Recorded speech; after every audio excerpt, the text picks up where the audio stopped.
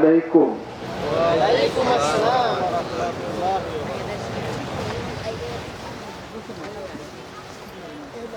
الحمد لله الحمد لله نحمده ونستعينه ونستغفره ونؤمن به ونتوكل عليه ونعوذ بالله من شرور أنفسنا ومن سيئات أعمالنا من يهد الله فلا مضل له ومن يضلله فلا هادي له ونشهد أن لا إله إلا الله وحده لا شريك له ونشهد أن سيدنا ونبينا وحبيبنا ومولانا محمدا عبده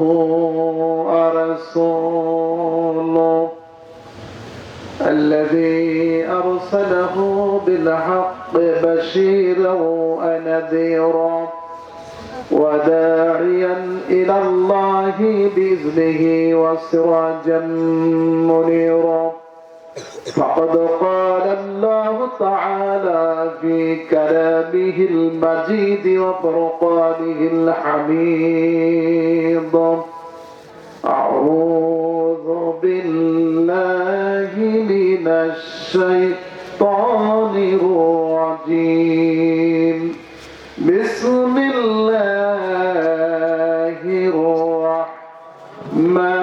الرحمن الرحيم إن الله وملائكته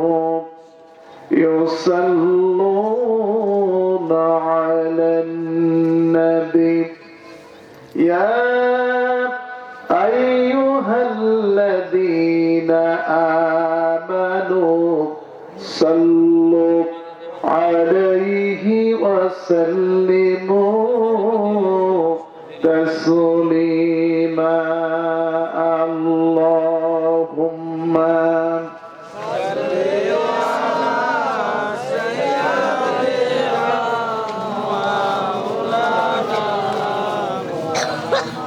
وعلى آل سيدنا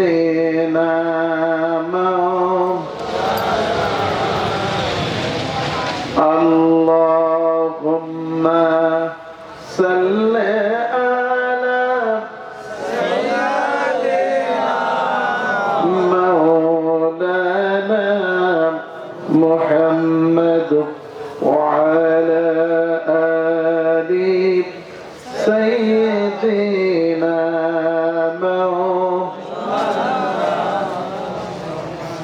لا إله إلا الله لا إله إلا الله سبحان الله الحمد لله لا إله إلا الله لا إله إلا سبحان الله الحمد لله لا إله إلا الله لا إله إلا الله محمد رسول الله صلى الله عليه وسلم আল্লাহ পাকের দরবারে শুকরিয়া আদায় করি যে আল্লাহ পাক কোরআন হাদিসের এই বরকতপূর্ণ মাহফিলে আমাদেরকে বসার তৌফিক দান করেছেন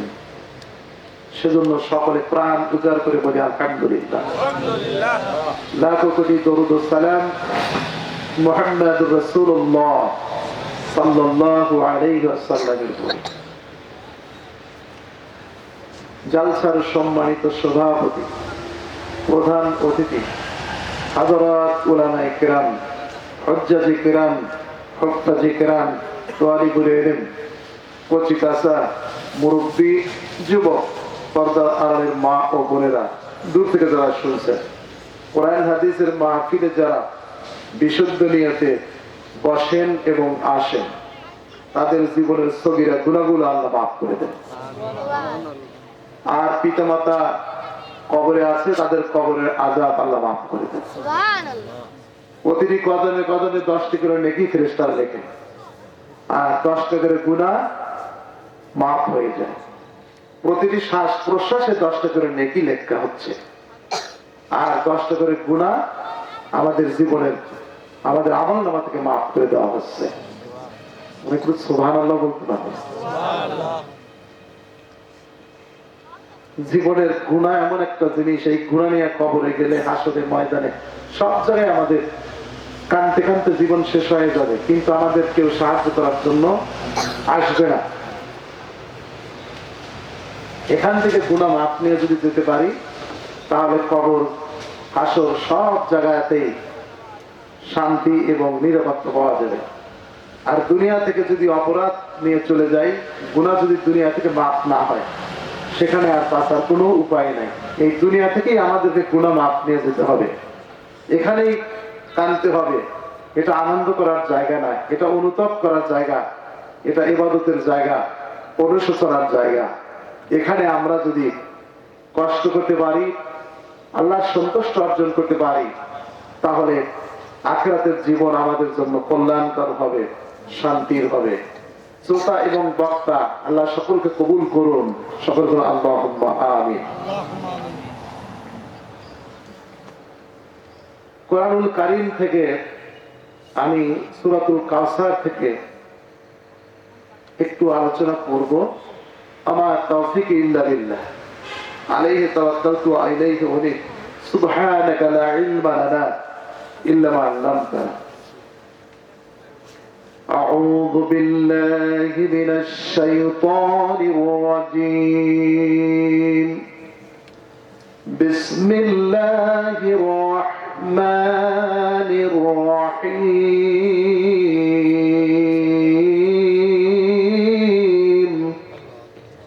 إنا أعطيناك الكوثر فصل لربك وانحر إن شانئك هو الأبتر. صدق الله العلي العظيم وصدق رسوله النبي الكريم ونحن على ذلك من الشاهدين الشاكرين. কোরআনুল কারীমের মধ্যে সবচেয়ে ছোট সূরা হলো আল কাউসার। 114টি সূরার মধ্যে সবচেয়ে ছোট সূরার নাম হলো আল কাউসার। এই সূরাটি যারা কোরআনুল কারীমের 2-4টি সূরা মুখস্থ আছে, সূরা কাউসার, সূরা ইখলাস তাদের মুখস্থ। সূরা ছোট, কিন্তু এর তাৎপর্য অনেক বেশি। এই সূরাটি আল্লাহ পাক তার রাসূলের শানে নাযিল করেছে, বলেন সুবহানাল্লাহ। এই সূরাটি আমার রাসূলুল্লাহকে আল্লাহ পাক সান্ত্বনা দেওয়ার জন্য নাযিল করেছেন। এই সূরার নাযিলের গুরুত্বপূর্ণ প্রেক্ষাপট আছে। কোরআনুল কারীমের মধ্যে একটি সূরা আছে শুধু আল্লাহ পাকের সিফাত বর্ণনা করা হয়েছে। সেই সূরার মধ্যে আল্লাহর সিফাত ছাড়া অন্য কিছু নেই। আর এই সূরার মধ্যে আল্লাহ পাক তার রাসূলকে সান্ত্বনা দিয়ে এই সূরাটি নাযিল করেছে, বলেন সুবহানাল্লাহ। একটি সূরা আল্লাহ তার নিজের জন্য বৈশিষ্ট্য বর্ণনা করেছেন, আর এই সূরাটি তার রাসূলুল্লাহর জন্য দান করেছেন, সুবহানাল্লাহ। আল্লাহ হচ্ছেন রব্বুল আলামিন। পরম সবাই আলহামদুলিল্লাহি রাব্বিল আলামিন আর-রাহমানির রাহিম মালিকি ইয়াউমিদ্দিন ইয়্যাকা না'বুদু ওয়া ইয়্যাকা নাস্তাঈন اهدنا الصراط المستقيم صراط الذين أنعمت عليهم غير المغضوب عليهم ولا الضالين آمين. তাহলে করছেন রব্বুল আলামিন। কোরআনুল মানুষ যখন কবরে যাবে তাকে বেশি প্রশ্ন করা হবে না, মাত্র 3টা প্রশ্ন করা হবে। কয়টা প্রশ্ন করা হবে? ধনী গরিব, শিক্ষিত অশিক্ষিত, যে যে দেশের যে ভূখণ্ডের যে ভাষাভাষী হোক না কেন, সারা পৃথিবীতে যে যেখানেই মৃত্যুবরণ করুক, কবরে গেলে তাকে 3টি প্রশ্ন করা হবে। কয়টা প্রশ্ন করা হবে? 3টা প্রশ্ন করা হবে। প্রথম প্রশ্ন হলো মার রব্বুকা, তোমার রব কে? আমরা একটু মুহাব্বতের সাথে একটু আগে বসি। ফাঁকা জায়গাতে শয়তান বসে এবং জালসার ধোঁকা দিবে। আমরা একটু যদি জায়গায় লেগে বসি, জালসার বরকত হবে।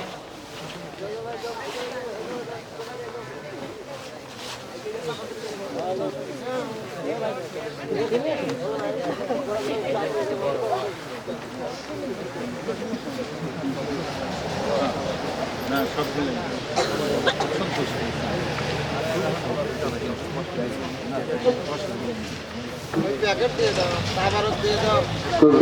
করুন সুবহানাল্লাহ, আলহামদুলিল্লাহ, লা ইলাহা ইল্লাল্লাহ, সুবহানাল্লাহ, আলহামদুলিল্লাহ, লা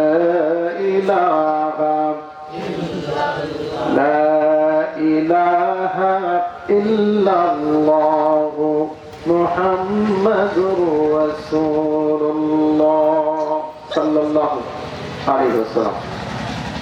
আল্লাহ পাক বলেন, হে আমার হাবিব, আপনাকে আমি আল কাউসার দান করেছি। আপনি আপনার রবের উদ্দেশ্যে নামাজ আদায় করুন এবং কুরবানি করুন।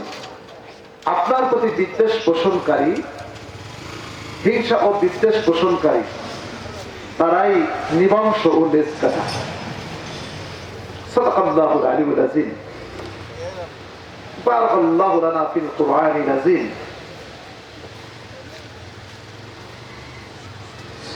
رب اشرح لي صدري ويسر لي امري واحلل عقدة من لساني يفقهوا قولي। আসুন এই সূরাটি কোন প্রেক্ষাপটে নাযিল হলো। সম্মানিত ভাইরা, আমার রাসূলুল্লাহ যখন তার মায়ের পেটের মধ্যে মাত্র 2 থেকে 4 মাস বয়স, সেই সময় আল্লাহর নবী তার পিতাকে দুনিয়া থেকে হারালেন। রাসূলুল্লাহর পিতা আব্দুল্লাহ দুনিয়া থেকে বিদায় নিয়ে চলে গেলেন। রাসূলুল্লাহ দুনিয়াতে আসবেন, আল্লাহর নবীর চাচা আব্বাস, আল্লাহর নবীর চাচা আবু তালেব, রাসূলুল্লাহর চাচা আবু লাহাব, রাসূলুল্লাহর চাচা আমির হামজা, এরা তার দাসীদেরকে বলল, আমাদের দাসীরা তোমরা শোনো, আমাদের ভাই আব্দুল্লাহ মারা গেছে, কিন্তু আব্দুল্লাহর যে বিধবা স্ত্রী, আমাদের যে ভাইয়ের বিধবা স্ত্রীটা অন্তঃসত্ত্বা, যাকে বলা হয় পোয়াতি মহিলা, কখন ডেলিভারি হবে, সন্তান কি প্রসব হয় না হয়, এই খবরটা তোমাদের দায়িত্ব হলো আমাদেরকে এই খবরগুলো সরবরাহ করা। যদি এটা সরবরাহ করতে পারো, তোমাদেরকে পুরস্কৃত করা হবে। আবু লাহাবের ঘরে যে দাসী ছিল, সেই দাসীটার নাম হলো সুয়াইবিয়া। এই দাসীটা বয়সটা খুব বেশি ছিল না, কৈশোর থেকে মাত্র যৌবনে পদার্পণ করেছে। এই সুয়াইবিয়া অত্যন্ত চঞ্চলা প্রাণবন্ত সুয়াইবিয়া সকাল সন্ধ্যা হযরত আমিনার ঘরে যায় আর খবর নেয় কখন কি হবে। এই খবরটা আবু লাহাবকে দিতে পারলে আমাকে পুরস্কার দিবে। হযরত আমির হামজা, হযরত আব্বাস রাদিয়াল্লাহু তাআলা আনহুমা, তখন যেহেতু ইসলাম আসে নাই, সেই সময় রাসূলুল্লাহ দুনিয়াতে আসে নাই, মাত্র মায়ের পেটে নবীজি তার পিতাকে মায়ের পেটে হারা ফেললেন। সুয়াইবিয়া কয়েকবার দিনের ভিতর হযরত আমিনার কাছে যায় আর বসে থাকে, কখন হবে কি হবে খবরটা নিয়ে দেব, আবু লাহাবকে আমাকে পুরস্কৃত করবে। একদিন সুয়াইবিয়া খুব ভোরবেলায় মা আমিনার ঘরের দিকে আগালো। যতই ঘরের দিকে যায় ততই ঘরের মধ্যে থেকে একটা সুঘ্রাণ তার নাকে আসে। সুবহানাল্লাহ, বাড়িতে বলবেন নাকি? এত বখিল যে সুবহানাল্লাহ আলহামদুলিল্লাহ বলতে এত কৃপণতা, এর চাইতে সহজ ইবাদত কি আছে? সেই জিনিসটা বলতে এত কৃপণতা, একবারে গোমরা এলাকা মনে হচ্ছে যে জীবনেও কোরআন হাদিস এরা শোনে নাই, অথচ চাষতলে বসলে ফালতু কথা বাজে কথা বলে বলে গুনাহ করে করে বাড়ি চলে যাবে, যার 4 পয়সাও দাম নেই। চোখ বুঝে ওই রকম ওয়াজ করে আমার অভ্যেস নেই। মাস্টার মানুষ, ছাত্ররা ঘুম পারে না, কি কি খেলাধুলা করে ওগুলা দেখতে হয়। বাচ্চাদেরকে আপনারা একসাথে না বসে আলাদা আলাদা বসায় দেন, চুপচাপ বসে থাকবে আর নাই উঠে দেন।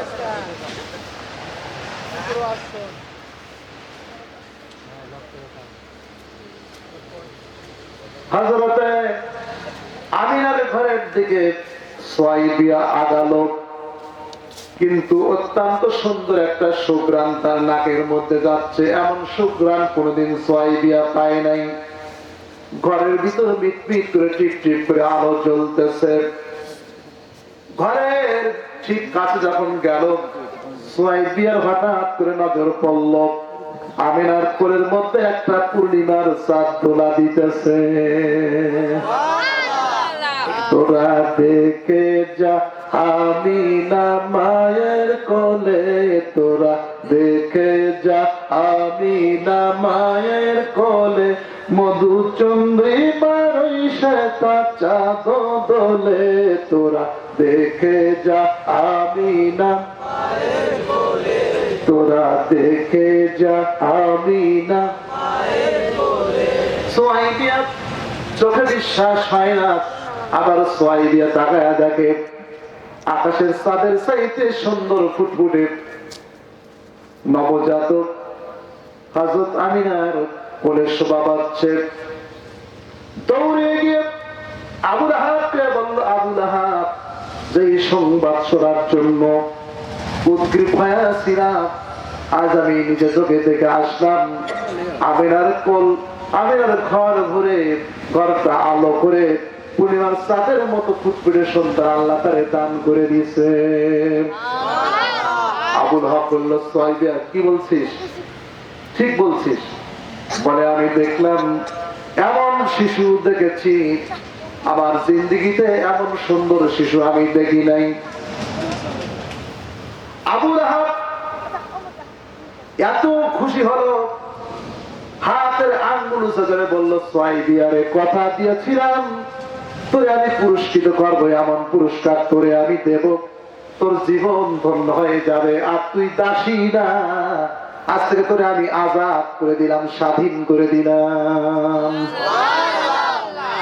গোলাম হওয়া যে কত কষ্টের, স্বাধীন মতো কথা বলা যায় না, হাসা যায় না, কোনো কাজ করা যায় না, but and death completely depends upon their mercy of their master।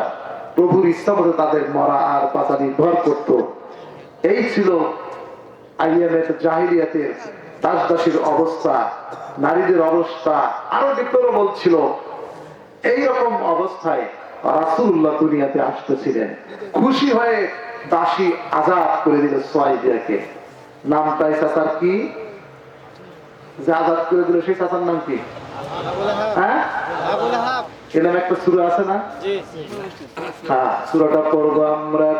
তাব্বাত ইয়াদা আবি লাহাব ওয়া তাব মা আগনা আনহু মালুহু ওয়া মা কাসাব সায়াসলা নারান যাতা লাহাব ওয়া ইমরাআতু حمالة الحطب في جيدها حبل من مسد جرد الله أكبر। এত খুশি হল আবু লাহাব মনে রাতি সাজে আবুল হক মানুষের ঘরে ঘরে যা খেজুর দেয়। বর্তমান ছেলে মেয়ের যদি ভালো চাকরি বাকরি হয়, বিবাহসাদী হয়, সুসংবাদ প্রাপ্ত হলে মিষ্টি কিনা বিতরণ করে।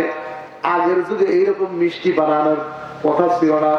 খেজুর বিলায় ঘরে ঘরে গিয়া খেজুর বিলায় গাছের খেজুর শেষ, অন্য জায়গা থেকে খেজুর ক্রয় করে নিয়ে মক্কার ঘরে ঘরে আবুল আহাব খেজুর বিলায়। লোকেরা বলে আবুল আহাব এত খুশি কেন, কারণটা কি? আবুল আহাব বলে আমার ভাই আব্দুল্লাহ মারা গেছে।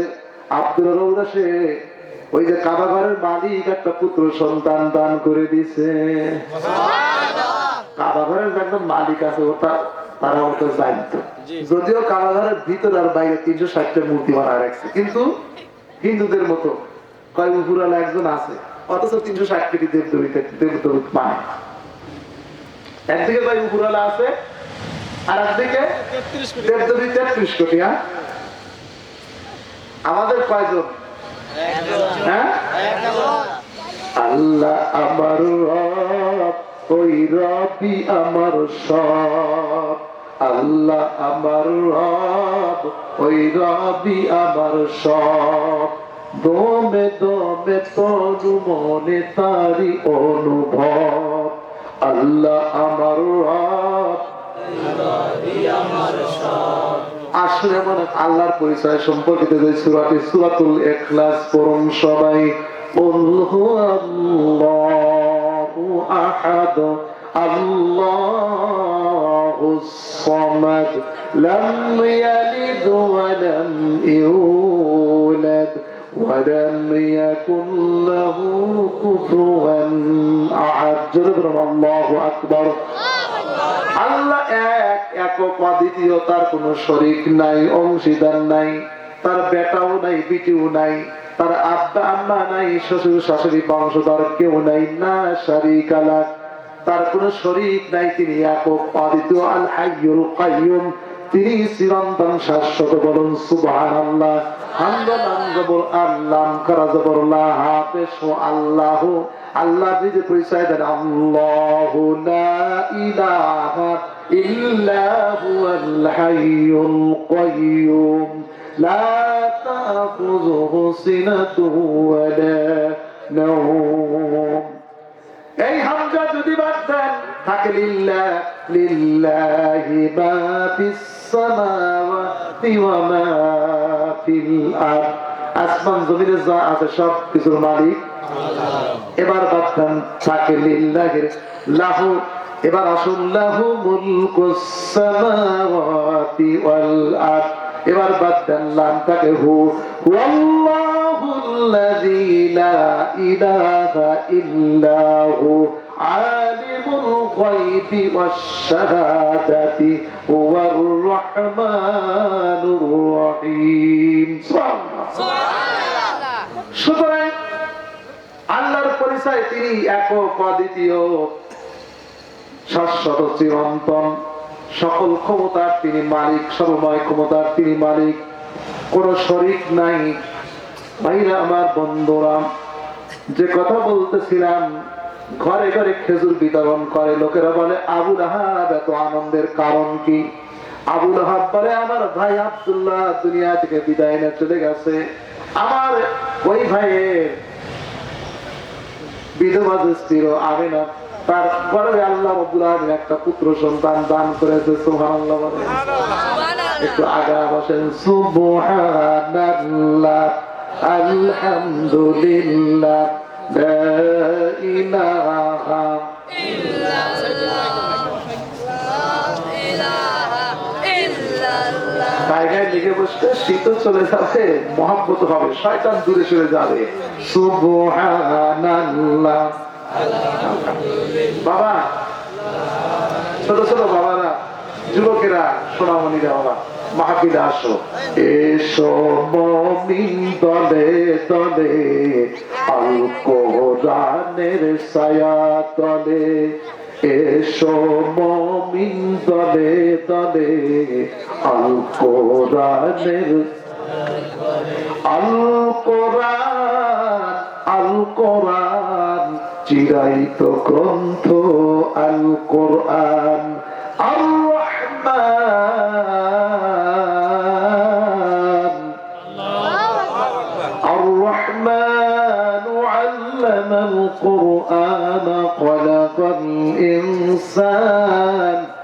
আল্লামাহুল বায়ান। জোরে বলুন আল্লাহু আকবার। এই চাচা আবু লাহাব আমার রাসূলুল্লাহর জন্মের কথা শুনে এত খুশি, ঘরে ঘরে খেজুর বিতরণ করেন। আর রাসূলুল্লাহ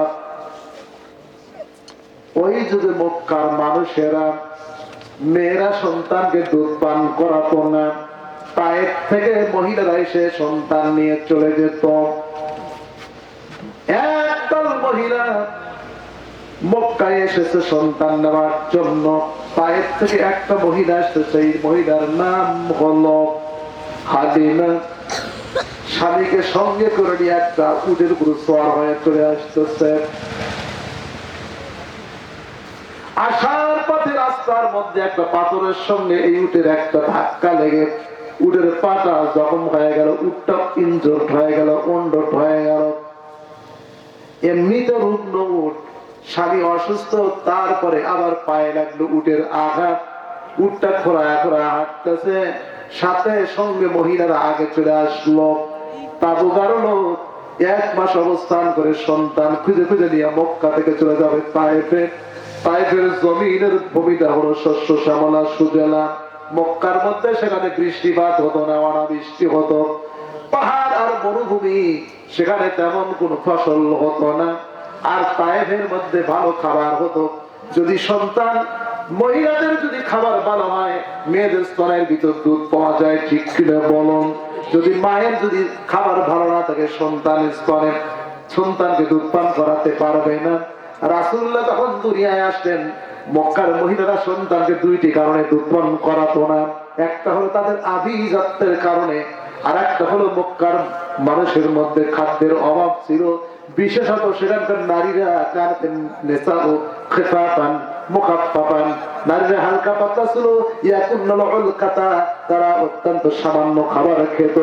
এই কারণে সন্তানকে সুঠাম দেহের অধিকারী করার জন্য তায়েফে দত্তক দিত। সুবহানাল্লাহ বলুন। আল্লাহুম্মা সাল্লি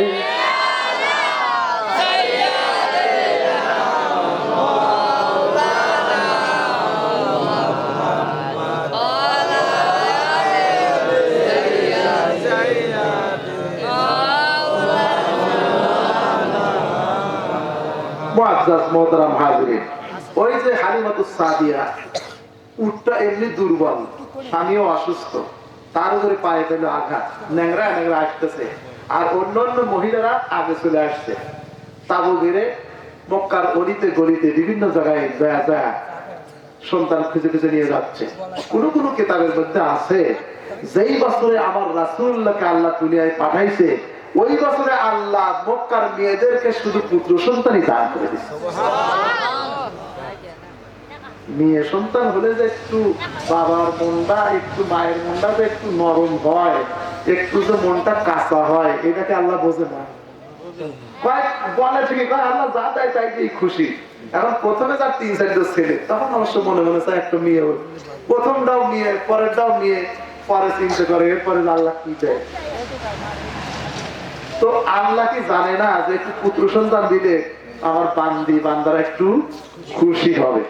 তো আমার রাসূলুল্লাহ ওই কারণ বড় লোকের ছেলের বিয়ে সেদিন বলে বাড়ির কর্মচারীদের সবাই করে দেয়, এই আমার ছেলের আজ বিয়ে, আজকে কেউ যেন না খায় আমার বাড়ি থেকে না যায়, কারো যেন কষ্ট নিয়ে না যায়, আমার ছেলের আজ ভালো চাকরি হয়েছে, এরকম যেমন বলে। আল্লাহ কয় যেই বছরে আমার বন্ধুকে দোস্তকে দুনিয়ায় পাঠাইলাম, ওই বছরে মক্কার মধ্যে মেয়েদেরকে আমি শুধু পুত্র সন্তানই দিলাম আমার দোস্তের খাতিরে। সুবহানাল্লাহ। সম্মানিত ভাইরা, হালিমাতুস সাদিয়া রাদিয়াল্লাহু তাআলা আনহা স্বামীকে ডাকতে বলো, প্রাণের স্বামী গো, আপনি কি আমার সাথে যাবেন নাকি আমি একাই যাব সন্তানের তালাশ করার জন্য? বলে আমি অসুস্থ, হালিমা তুমি একটু যাও। হালিমা রওনা দিল। লোকজন বললো, হালিমা তুমি এখন গিয়ে কি করবা? যত ভালো ভালো সন্তান ছিল আমরা সব নিয়ে নিয়ে চলে আসছি। একটা মহিলা বলল, হালিমা তবে একটা সন্তান আছে, আব্দুল মুত্তালিবের বাড়িতে বাবা নাই, এতিম বলে আমরা তাকে গ্রহণ করি নাই। বলুন দেখি ওদের কপাল ভালো না খারাপ? হ্যাঁ, বা এতিম তো তাই নেই। হালিমাতুস সাদিয়া মনে মনে চিন্তা করে, আগে দেখি, দেখায় তো কোনো দোষ দেখলেই যে নেওয়া লাগবে আমার তো কথা নেই, একটু দেখে আসি। মা হালিমাতুস সাদিয়া রাদিয়াল্লাহু তাআলা আনহা রওনা দিয়েছেন। ঠিক যখন আব্দুল মুত্তালিবের বাড়ির কাছে যখন চলে গেলেন, হযরত আব্দুল মুত্তালিব, খাজা আব্দুল মুত্তালিব হোটেলের মধ্যে, রেস্তোরাঁর মধ্যে যেমন করে ডাকে, আসুন আমার হোটেলে ভালো খাবারের ব্যবস্থা আছে। গাড়িগুলার কন্ট্রাক্টর হেল্পার যেমন ডাকে, এই যে গাড়ি একটুবার ছেড়ে দিবে, ঠিক ওই রকম করে আব্দুল মুত্তালিব, খাজা আব্দুল মুত্তালিব বলতেছে, তোমরা আসো, দেখো আমার নাতিকে দেখে যাও, পূর্ণিমার চাঁদের চাইতে সুন্দর। সুবহানাল্লাহ বলেন। আমার সন্তান আব্দুল্লাহ মারা গেছে, আমি দাদা জীবিত আছি, উত্তম পারিশ্রমিক দেব, আমি আসো। মা হালিমাতুস সাদিয়া রাদিয়াল্লাহু তাআলা মনে মনে ভাবলেন, দেখা একবার দরকার, নেই আর না নেই। যখন বাড়ির মধ্যে ঢুকলেন, ঢোকার সঙ্গে সঙ্গে মা হালিমা বলেন, আমার মনে হলো এক ধরনের সুঘ্রাণ আমার নাকের মধ্যে আসতেছিল, আর এক ধরনের বাতাস বইতেছিল, যেটা আমার হৃদয়কে, আমার অন্তরাত্মাকে ঠান্ডা করে দিচ্ছিল। বলুন সুবহানাল্লাহ। আমি দুরু বক্ষ নিয়ে আগালাম, ঠিক যেই ঘরের মধ্যে নবী মুহাম্মদ সাল্লাল্লাহু আলাইহি ওয়াসাল্লাম আছেন, আমি হালিমা, আমি আর ঘরের ভিতর চলে গেলাম। সঙ্গে সঙ্গে আমার চোখের সঙ্গে শিশু মুহাম্মাদের চোখ যখন পড়ে গেল, অন্তরে এমন প্রশান্তি লাভ করলাম, আমি সন্তান গ্রহণ করার সঙ্গে সঙ্গে তারিকুল ইবানের মধ্যে আল্লামা বারাজুরি, কিতাবুল ফুতুহুল বুলদানের মধ্যে আল্লামা বারাজুরি রাহমাতুল্লাহ আলাইহি বলেন, তারিকুল ইবানের মধ্যে আল্লামা ইবনে খালদুন রাহমাতুল্লাহ আলাইহি বলেন, তারিকুল মুলুকুর রাসূলের মধ্যে আল্লামা তাবারি রাহমাতুল্লাহ আলাইহি বলেন, মা হালিমা বলছেন, সন্তান করে নেওয়ার সাথে সাথে আমার শুকনা স্তনগুলো দুধে ভরে গেল। নিজেকে আমি ভালো অনুভব করলাম। এই সন্তান করে নিলাম, আর মা আমিনার কাছে সন্তানকে চোখের পানিতে বিদায় করে দিল। মা আমিনা বলে, বোন, আমার সন্তান হৃদয়ের সেরা ধন, আমার কলিজার টুকরা মুহাম্মদ সাল্লাল্লাহু আলাইহি সাল্লামকে আপনার হাতে উঠে দিলাম। সন্তানের বাবা দুনিয়া থেকে, দুনিয়ার মুখ দেখার আগেই, সন্তান পৃথিবীর মুখ দেখার আগেই তার বাবা দুনিয়া থেকে বিদায় নিয়ে চলে গেছে। মা হালিমাতুস সাদিয়া শিশু মুহাম্মদ বলুন সাল্লাল্লাহু আলাইহি সাল্লামকে নিয়ে রওনা দিলেন। স্বামীর কাছে যখন আসলেন, অসুস্থ স্বামী তাবুর মধ্যে দৌড়াদৌড়ি করতেছে। ডাকতে বলেন, স্বামী গো, অসুস্থ, আপনাকে দেখে গেলাম। হালিমা, তুমি যাওয়ার কিছু সময় পর হঠাৎ করে আমার শরীরের মধ্যে আমি সুস্থতা বোধ করতে থাকলাম। সুবহানাল্লাহ বলেন। সকলের পরে রওনা দিয়েছেন নবীকে নিয়ে। রুগ্ন উট, পা ভাঙ্গা উট, স্বামী অসুস্থ, অসুস্থ স্বামী সুস্থ হয়ে গেছেন। শিশু মুহাম্মদ সাল্লাল্লাহু আলাইহি ওয়াসাল্লামকে নিয়ে যখন রওনা দিলেন, রাস্তার মধ্যে যারা আগে রওনা দিছে তারা বলে, হালিমা, তোমার আগের মরা উটটা, রুগ্ন উটটা কি হয়েছে? বলে, আগের উটটাই তো এই উট। ভাই, এটা না, আগেরটা তো পা ভাঙ্গা আছে, রুগ্ন ছিল, কি ছিল? রোগাক্রান্ত, পা ভাঙ্গা, খোরায় করে আসছে। এই উট কোথায় পেলে? এটা তো তরু তাজা, মোটা তাজা। মা হালিমা বললেন, এই উটটা আগের উটটা, এটা পুরাতন উট, এটা কোন নতুন উট না। এই শিশু গ্রহণ করার পর থেকে আমি খেয়াল করে দেখছি, আমার সকল কিছুর মধ্যে আমি পরিবর্তন লক্ষ্য করছি। বেশি কথা হযরত হালিমা বললেন না, বুঝতে পারলেন এই শিশুটা অন্য 10টার শিশুর মতো হবে না। সুবহানাল্লাহ বলেন। বাড়ি যখন চলে আসলেন, মা হালিমাতুস সাদিয়া রাদিয়াল্লাহু তাআলা তিনি খেয়াল করে দেখলেন তার যেই সমস্ত বকরিগুলা গাভীন ছিল সব বকরিগুলা ডেলিভারি হয়ে গেছে। গাছের কাঁচা ফল থেকে গেছে, পাকা ফলগুলা বিন্দুচ্যুত হয়ে জমিনে পড়ে আছে। সুবহানাল্লাহ বলেন। সন্তানকে যত্ন করেন, মেয়েদের অভ্যাস হলো ডান স্তন দেন, আবার পরিবর্তন করে বাম স্তন দেন, বাম স্তন থেকে আবার ডান স্তনে দেন। কিন্তু রাসূলুল্লাহকে বাম স্তন দেওয়ার পরে যখন ডান স্তনটা দিতেন, নবীজি কখনোই ইশটা গ্রহণ করতেন না।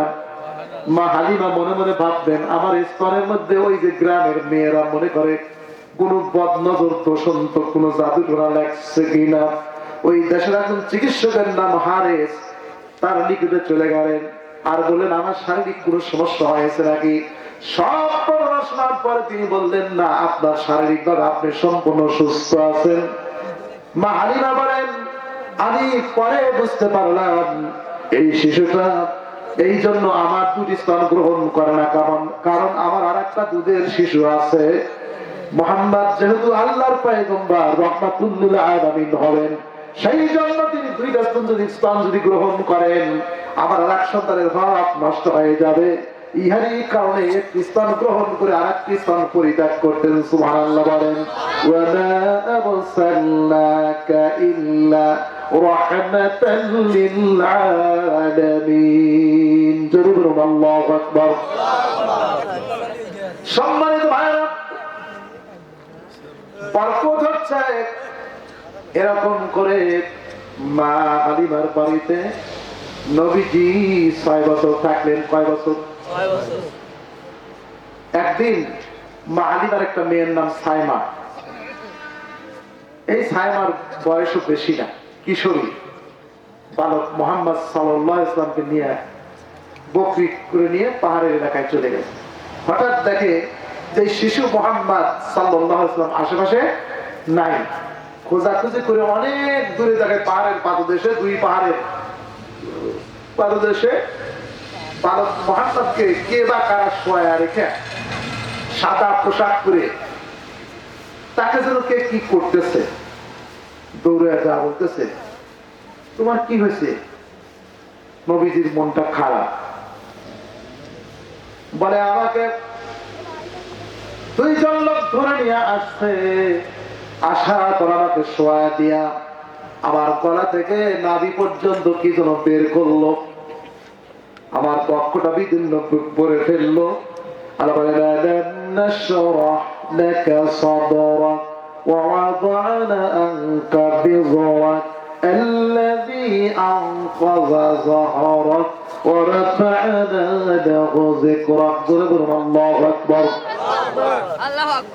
শিশুকালে রাসূলুল্লাহ বক্ষ জিবরাইল আর মিকাইল বক্ষটা উন্মুক্ত করে ছোট বাচ্চাদের মধ্যে যে চঞ্চলতা, দুষ্টামি এবং পাগলামি থাকে, নবীজির পক্ষ থেকে সেটাকে বের করে দেওয়া হলো। সুবহানাল্লাহ বলে।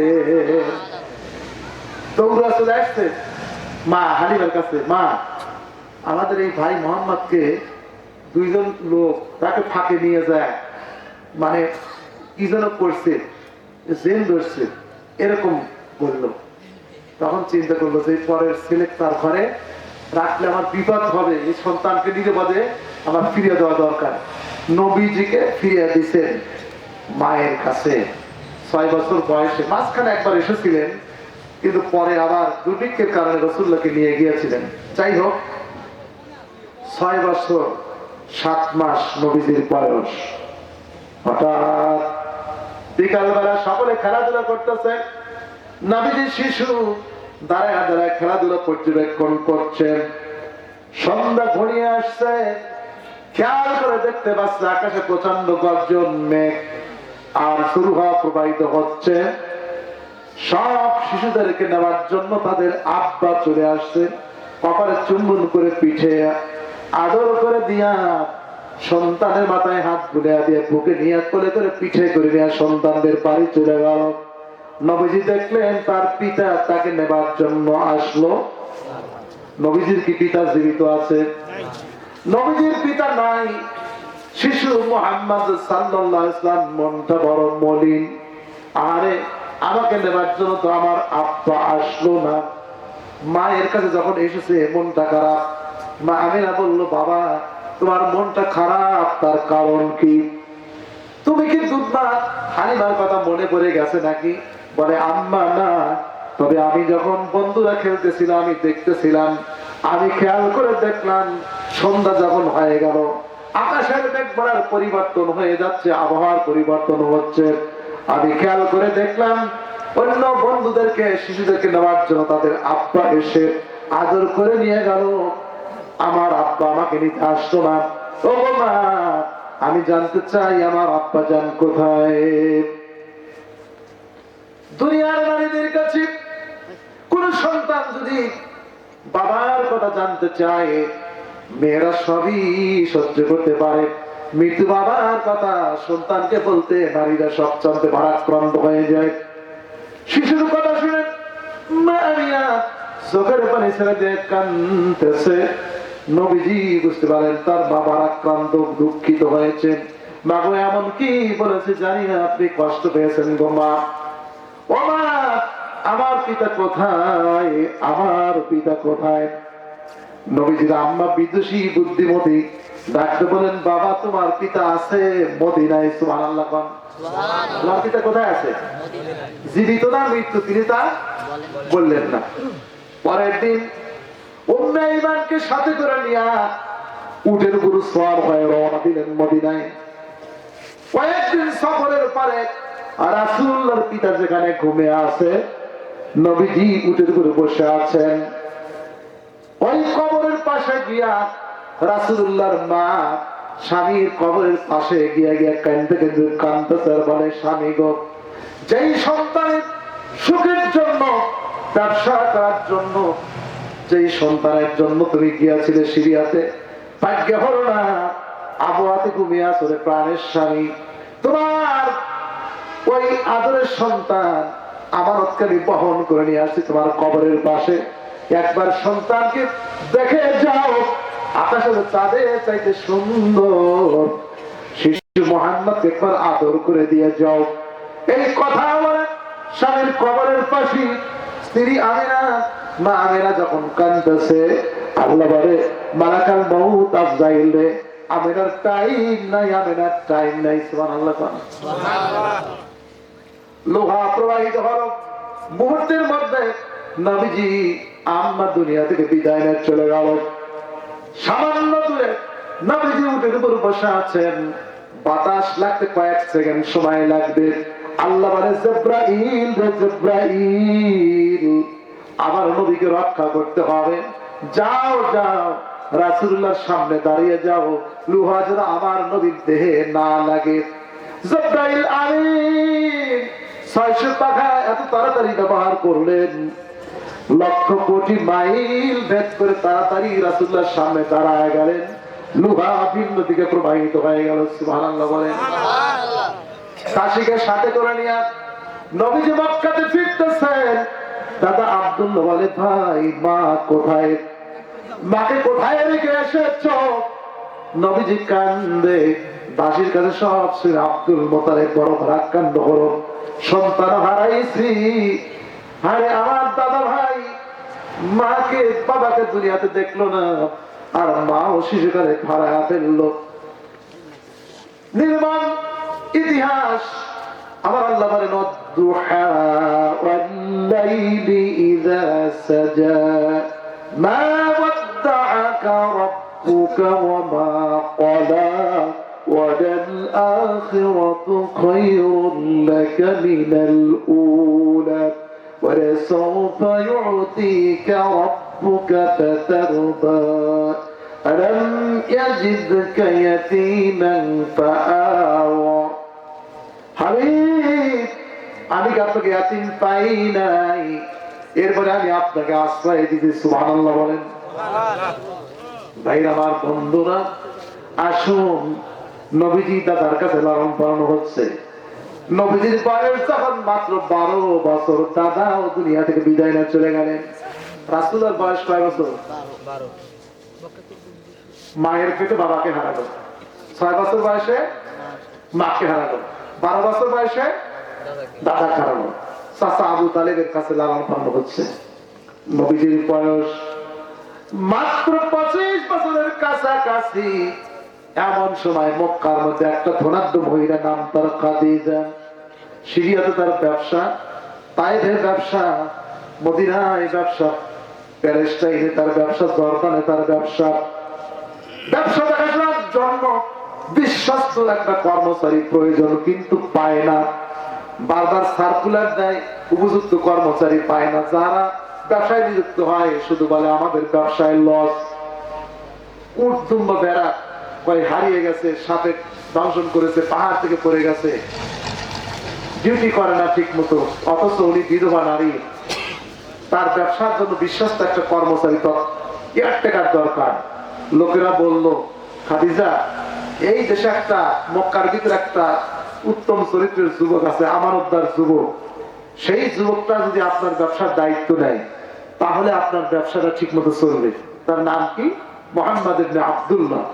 তখন বললো যে তাকে তাহলে খবর দেওয়ার ব্যবস্থা করো। যখন খবর লাগালেন, তিনি বললেন যে আমার এ বিষয়ে সিদ্ধান্ত দেওয়ার অধিকার আমি না, আমার পিতা নাই, আমার চাচা আব্দুল্লাহ এই বিষয়ে সিদ্ধান্ত দিবে। সুবহানাল্লাহ। আবু তালেব, আমার চাচা আবু তালেব, তিনি সিদ্ধান্ত দিবেন, তিনি যেহেতু আমার অভিভাবক। চাচা বললেন, বাবা তুমি ইচ্ছা করলে সেখানে যে চাকরি করতে পারো, কারণ খাদিজা হচ্ছে মদিনার মধ্যে আত-তাহিরা, মদিনা মক্কার মধ্যে যত মানুষ আছে বিশেষত মহিলাদের মধ্যে উত্তম চরিত্রের অধিকারিণী হওয়ায় আমরা তাকে উপাধি দিছি আত-তাহিরা, মানে পুত পবিত্র চরিত্রের অধিকারিণী। বলেন সুবহানাল্লাহ। নবীজি কর্মগ্রহণ করলেন। 6 মাস পর্যন্ত মা খাদিজার সাথে কোনো কথা হলো না। 6 মাস পরে আম্মাজান খাদিজাতুল কুবরা রাদিয়াল্লাহু তাআলা মনে মনে ভাবলেন, এই যুবকটার কোনো প্রশিক্ষণ নাই, কিন্তু এতগুলা উট দুম্বা ভেড়া কেমনে তিনি পরিচালনা করেন। বিল্ডিং এর উপর থেকে দেখার জন্য মনে মনে তার কৌতূহল হলো। তাকায় দেখে দুম্বা, উট, ভেড়া, ছাগল দিয়ে মাত্র তার 6000 গবাদি পশু ছিল। কয় হাজার? 6000 দুম্বা, ভেড়া, উট দিয়া বিশাল পশুপাল নিয়ে রাসূলুল্লাহ যেতেন আর আসতেন। বিল্ডিং এর উপর থেকে তাকায় দেখতেছে এই পশু পাখি গুলা আব্দুল্লাহ, মুহাম্মদ ইবনে আব্দুল্লাহ, এগুলাকে পাহারা দেয় না, চাবুক পারে না। ছাগল ডাকতে মানুষ হয় পাগল, বরং এই ছাগল গুলা রাসূলুল্লাহকে পাহারা দিয়ে দিয়ে নিয়ে আসে। 2 মাস পরে আবার একদিন হঠাৎ করে দেখলো there was smoke, it was burning sun, there was no cloud to guard him from the burning sun. প্রচন্ড রোদ, কোন মেঘ নাই, বৃষ্টি নাই, বছরের পর বছর বৃষ্টি নাই, প্রচন্ড রোদ, মরু প্রান্তর, পাহাড় আর পাহাড়, উত্তপ্ত রোদের মধ্যে নবীজি আসতেছেন। মা খাদিজাতুল কুবরা রাদিয়াল্লাহু তাআলা খেয়াল করে দেখেন, নবী যখন দুম্বা, ভেড়া, উট নিয়ে ঘরে ফিরতেছেন, হঠাৎ করে একখানা মেঘ মারা রাসূলুল্লাহর মাথায় ছায়া দিচ্ছে। নবীজিকে পাঠা দিলেন সিরিয়াতে। ছাগল, বকরি, দুম্বা তো ভালোই রাখে, একটু ব্যবসায় বড় কাজে পাঠা দেখি, সিরিয়ায় পাঠা দিচ্ছে রাসূলুল্লাহকে। নবীজি চাচার অনুমতি নিয়ে সিরিয়ায় চলে গেলেন। সিরিয়াতে যাওয়ার পরে মা খাদিজার আর এক বিশ্বস্ত কর্মচারী ছিল, নাম হলো তার মাইসারা। এই মাইসারাকে সঙ্গে দিয়ে দিলেন। ব্যবসা বাণিজ্য করে নবীজি সিরিয়া থেকে বিশাল মুনাফা, হিউজ অ্যামাউন্ট অফ বেনিফিট নিয়ে মক্কায় ফিরে আসতেন। সুবহানাল্লাহ। মা খাদিজা বলেন, যেখানেই হাত দেয় সেখানেই সোনা বলে।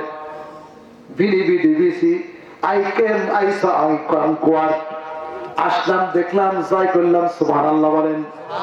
যেখানেই হাত বুলায় সেখানেই পরশ পাথর, সেখানেই। মা খাদিজাতুল কুবরা মনে মনে ভাবলেন, আগে 2টি স্বামীর ঘর করেছি, মাত্র 6 বছর 2টা স্বামীর ঘর করেছেন, এরপর আর বিবাহ শাদী করেন নাই। মক্কার অনেক লিডার প্রস্তাব করেছেন, কিন্তু তিনি প্রত্যাখ্যান করেছেন, কারণ অধিকাংশ মানুষের চরিত্র বলে কিছুই নাই। কিন্তু রাসূলুল্লাহর এই আদর্শ মুগ্ধ হয়ে গেলেন। তিনি ভাবলেন, দাস প্রস্তাব দিলেন, কৌশলে তার মনের অবস্থা জানার জন্য নবীজি বললেন যে এই বিষয়ে, বিবাহ শাদীর বিষয়ে সিদ্ধান্ত নিবেন আমার চাচা। সুবহানাল্লাহ।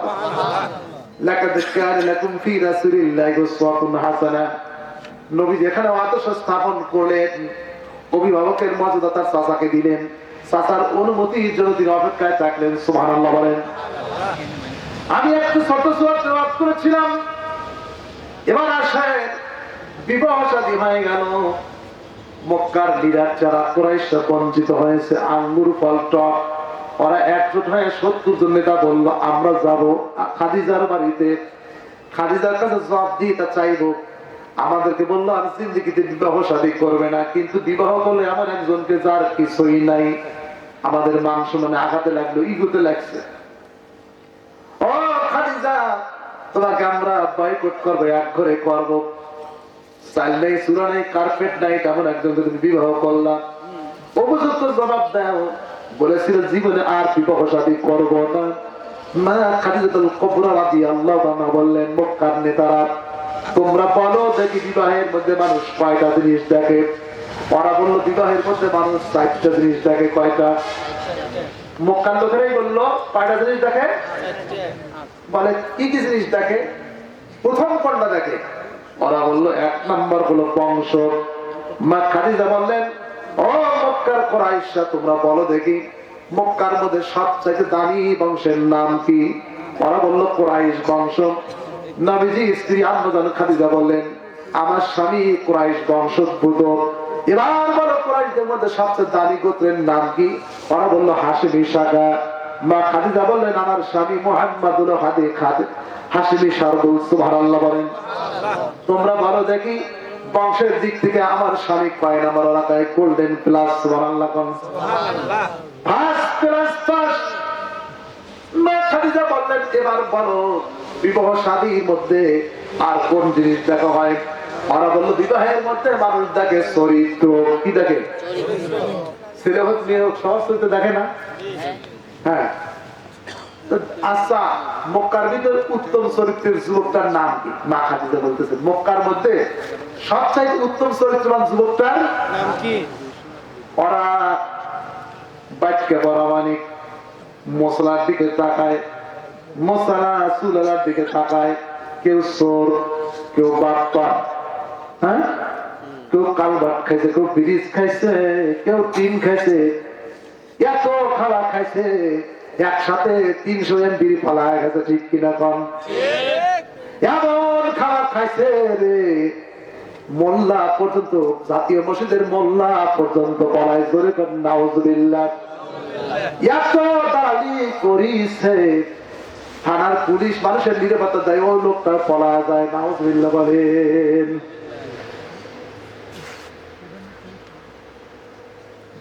এর চাইতে খারাপ চাইতে মক্কার মানুষেরা ওরা মনে মনে ভাবলো যে আমাদের চরিত্র বলে কিছু নাই, প্রায় সব চাইতে উত্তম চরিত্রের যুবকটার নাম হলো মুহাম্মদ সাল্লাল্লাহু আলাইহি ওয়াসাল্লাম।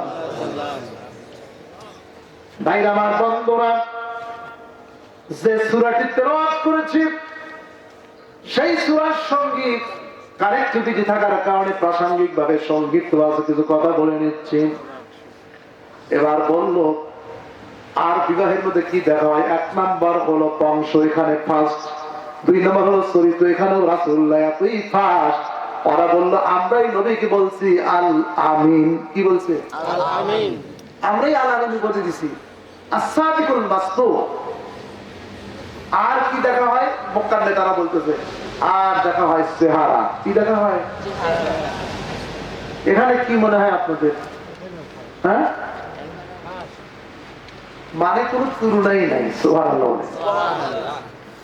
সম্মানিত হয় জুলাইখা যখন ইউসুফকে দেখে দেওয়ানা, মিশরের মহিলারা বলল, ও জুলাইখা, নারী জাতির কলঙ্ক করলা, তুমি রাজবন্দিনী হয়া, রায় দুলারি হয়া, সম্রাজ্ঞী হয়া, রাজকুমারী হয়া বাড়ির হাজিয়া চাকরের সাথে প্রেম করো, মান সম্মান থাকলো না।